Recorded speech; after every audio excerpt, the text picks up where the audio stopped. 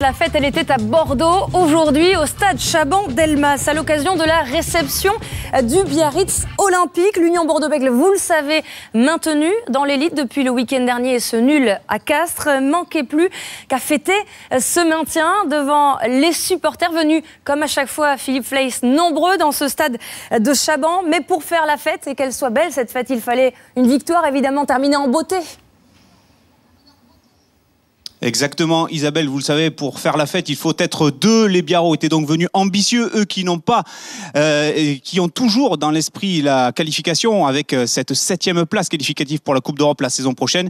Et pour être deux, il faut du spectacle. Ils étaient 33 000 et quelques à Chaban-Delmas pour ce 8e et dernier match de la saison à Chaban-Delmas. Les Bordelais qui venaient dire au revoir à des joueurs, notamment Camille Lopez ou bien encore Justin Pearl, des joueurs qui ont beaucoup donné tout au long de cette saison, et les Bordelais qui veulent faire du spectacle dans ce début de match. Un ballon récupéré par Aled Brou, les Biarros qui tapent à cibre, l'ailier gallois qui poursuit ce ballon, mais malheureusement pour lui, eh bien, le rebond sera défavorable, le ballon sort en ballon mort. Beaucoup de spectacle, beaucoup d'intention dans ce début de match entre les deux équipes. Mais les Bordelais commencent à mettre petit à petit la main sur le ballon, à imposer leur rythme, imposer les temps de jeu. Le ballon pour Seron, le ballon qui sort pour Camille Lopez. Lopez la passe au pied pour Tréloir, mais là encore le deuxième ligne australien ne peut capter ce ballon.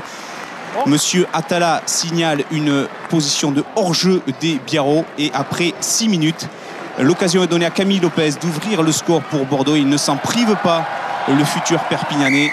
3-0 en faveur des Bordelais qui confirment leur très bon début de match, appuyé par une belle mêlée également. Belle conquête dans l'exercice de la mêlée fermée pour les Bordelais qui continuent d'envoyer du jeu. Le ballon pour Reana qui revient un petit peu à l'intérieur du terrain, passe par le sol. Seron qui libère ce ballon pour Lopez. Lopez qui alerte Tréloir qui est plaqué par la défense de Biarritz, mais le ballon est toujours là, disponible à nouveau pour Lopez qui s'est replacé. La passe pour Madol qui fixe le dernier défenseur, en l'occurrence Yann Lesgourg, pour servir Julien Ray. Après 20 minutes de jeu, c'est le premier essai du match. 10-0 en faveur des Bordelais qui confirment là leur très bon début de match. On revoit au ralenti la bonne dernière fixation de la part de Louis-Benoît Madol pour l'offrande à Julien Ray. 10-0. Quelques fautes de défense, un peu de manque de réalisme de la part des Biarros dans ce match, mais ils tentent encore, les Biarros, de revenir jouer dans la moitié de terrain des Bordelais. Là, sur ce regroupement, eh c'est Félix Le Bourris qui commet une faute d'anti-jeu en empêchant la sortie rapide de Lesgourg. C'est une faute volontaire, vous cassez le jeu, vous nous empêchez de jouer. Faute volontaire de la part de Félix Le Bourris qui va laisser ses partenaires en infériorité numérique à 14 contre 15, et les Biarros qui vont tenter d'en profiter avec l'accélération. L'accélération de Teddy Thomas qui échappe à Taleboula, et malheureusement la révélation dans le camp Biarro qui ne peut pas contrôler ce ballon sous les yeux d'Emimanuel Arinordki et de Damien Traille. Les Biarros qui ne parviennent pas à concrétiser certains temps forts, à la différence des Bordelais qui continuent d'enchaîner les actions. Et là, cette action est interrompue entre Julien Ray et Louis-Benoît Madol pour un avant de passe entre les deux joueurs. C'est la mi-temps sous les yeux des deux présidents, Marty et Blanco. 10-0 en faveur de Bordeaux. Grosse bronca dans le vestiaire Biarro, et quand ça ne veut pas, ça ne veut pas. Julien Perrologue manque la pénalité, toujours 10-0. Laurent Rodriguez a dû pousser la voix pour faire réagir son équipe un petit peu apathique.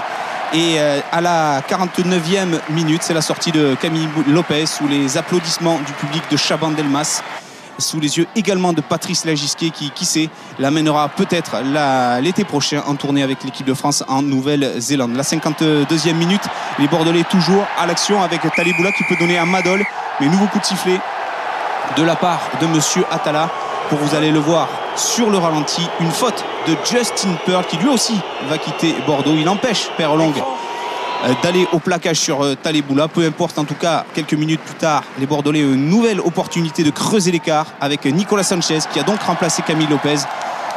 Peut-être une transmission de témoins, une passation de témoins pour l'Argentin. Ça passe, ça fait 13-0, et Sanchez qui aura une nouvelle opportunité quelques minutes plus tard de rajouter 3 points. 16-0, c'est la fin du match avec ce succès, cette belle victoire des Bordelais. 16-0, les Biarros sont fannis, pas vraiment l'idéal à une semaine du déplacement au Leinster. 8e victoire cette saison, la 7e à domicile pour les Bordelais qui peuvent faire la fête désormais avec leur public.